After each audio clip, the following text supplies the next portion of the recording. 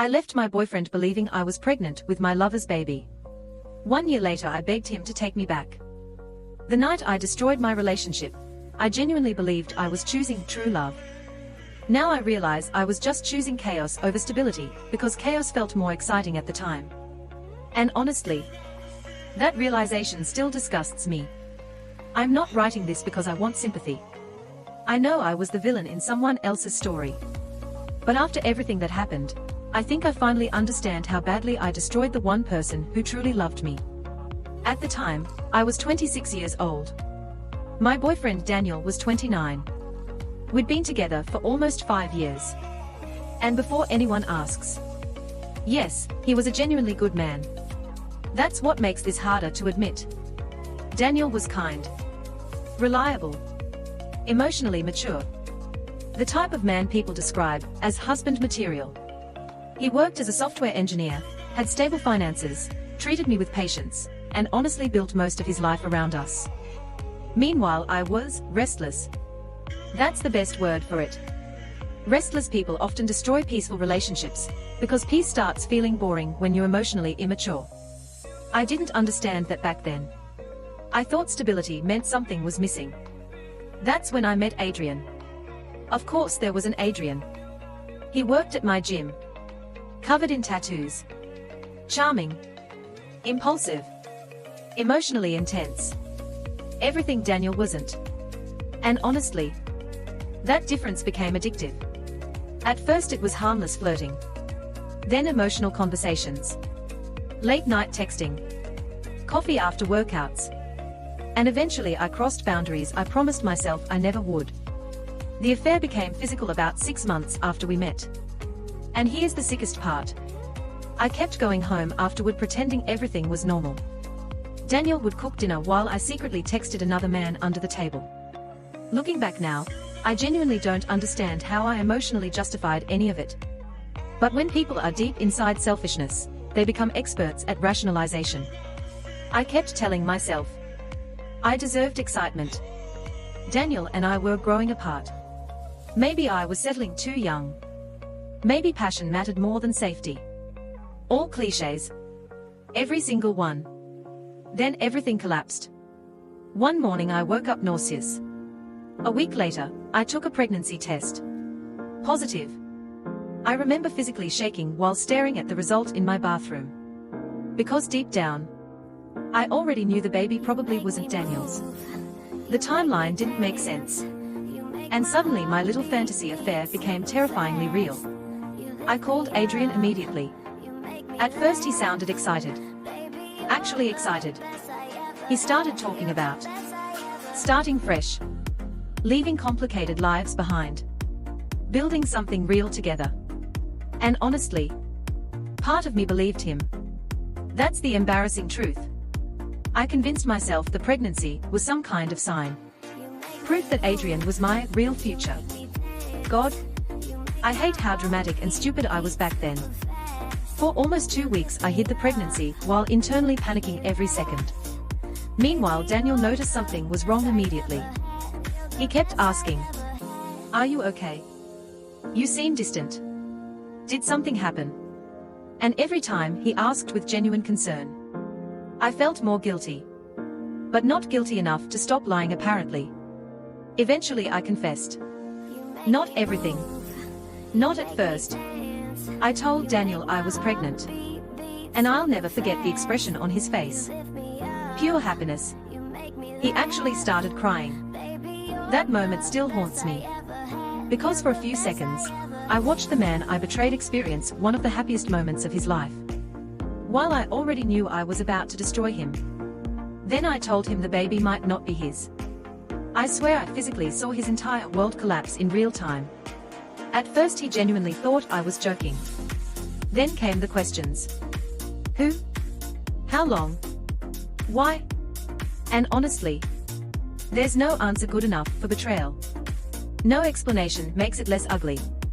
When I admitted the affair had lasted months, Daniel went completely silent. Not angry. Not screaming. Just silent. And somehow that silence hurt worse than yelling. Then came the sentence I'll probably remember forever.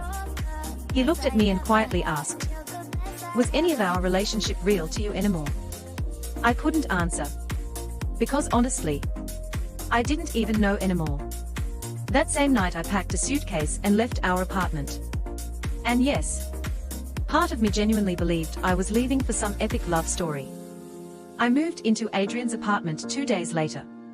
And for the first few weeks, everything felt intense and exciting. Too exciting. That should have been the warning. Because relationships built from betrayal usually survive on fantasy, not reality.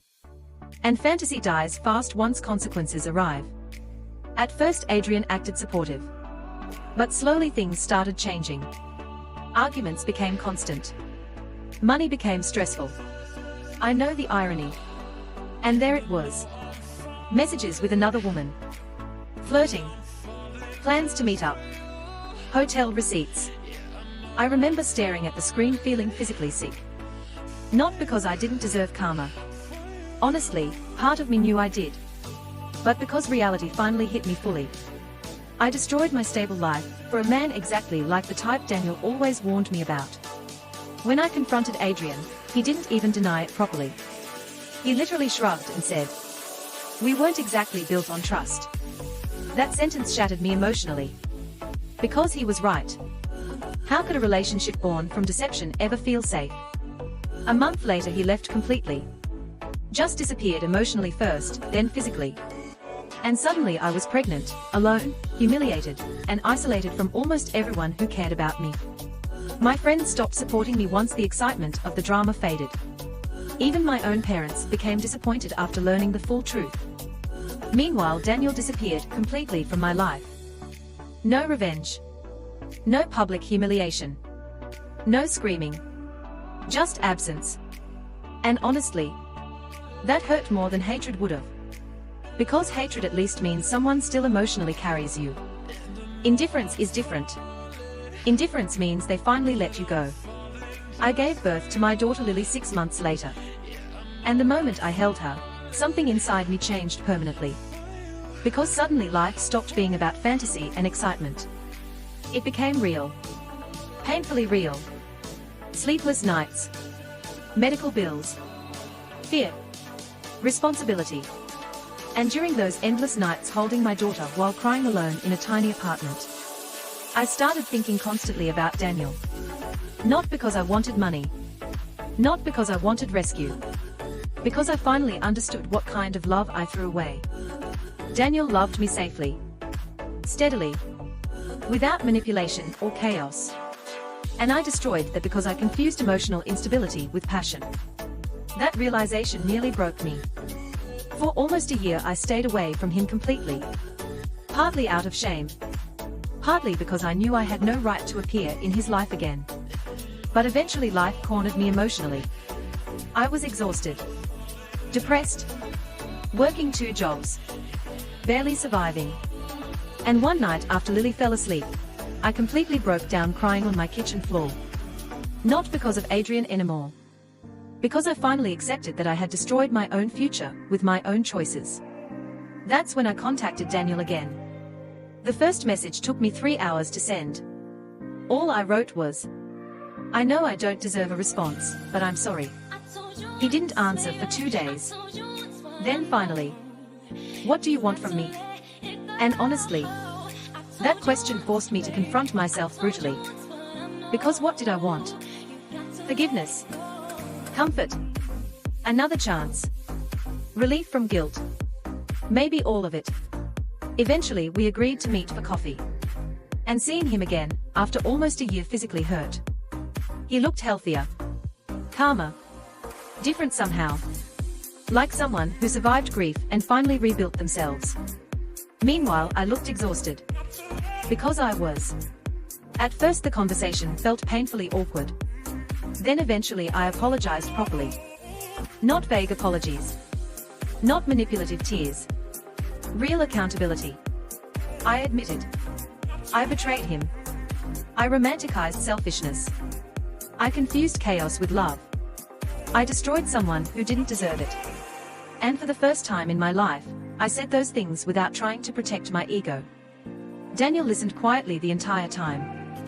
Then he said something that completely destroyed me emotionally. I spent months wondering what was wrong with me that made you risk everything for someone like him. I started crying immediately, because I finally understood the depth of damage betrayal causes. Cheating doesn't just break trust. It destroys people's sense of self-worth. We talked for almost 3 hours that day. And before leaving, I asked the question I'd secretly feared the entire time. Do you think you could ever forgive me? He looked at me for a long time before answering.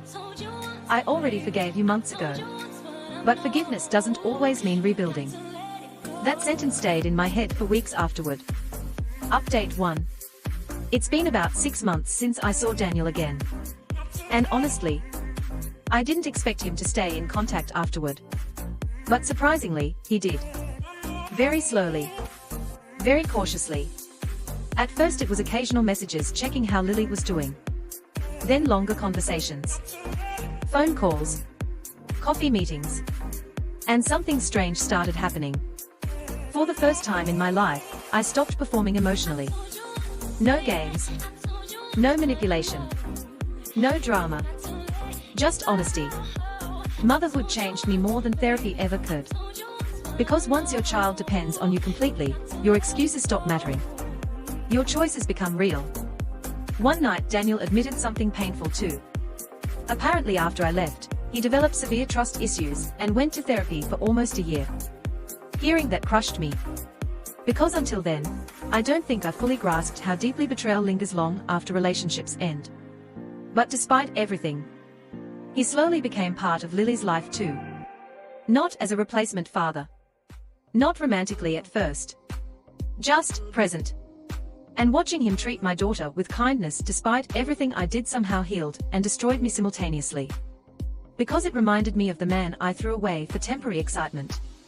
Update 2. It's been almost 2 years now since I left Daniel. And somehow, life became stranger than I ever expected. About 3 months ago, Daniel asked if I wanted to try rebuilding a relationship slowly. Honestly, I cried harder than I did the day Lily was born. Not because I deserved another chance. Because I genuinely never expected one. And before people judge him, trust me, he didn't make this decision lightly. We spent almost a year rebuilding friendship first. Therapy individually. Painful conversations. Complete transparency. And honestly, what we have now feels nothing like our old relationship. It's quieter. More mature. More honest. There's no fantasy anymore. No obsession with excitement. Just intentional love. And strangely enough, that feels far more real than the chaos I once confused with passion. But the truth is, even now, I still carry guilt. Because some damage never fully disappears. Sometimes I still wake up terrified he'll eventually realize forgiving me was a mistake. Maybe that fear never leaves completely. But if this entire disaster taught me anything, it's this. The people who truly love you peacefully are often the ones easiest to take for granted. Until life punishes you hard enough to finally understand their value.